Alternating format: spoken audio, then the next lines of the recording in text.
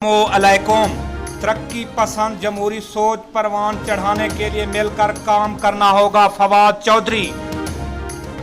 और हमारे चैनल को सुनते रहिए और सब्सक्राइब भी कीजिए, आपको नई नई वीडियो मजीद दिखाएंगे। इस्लामाबाद हाई कोर्ट ने केस पर समाअत के लिए खसूसी बेंच तश्कील दे दिया।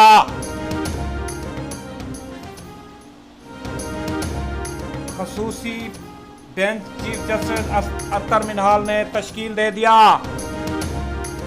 नई ब्रेकिंग न्यूज, अभी नई खबर आई हुई है और नई ब्रेकिंग न्यूज है।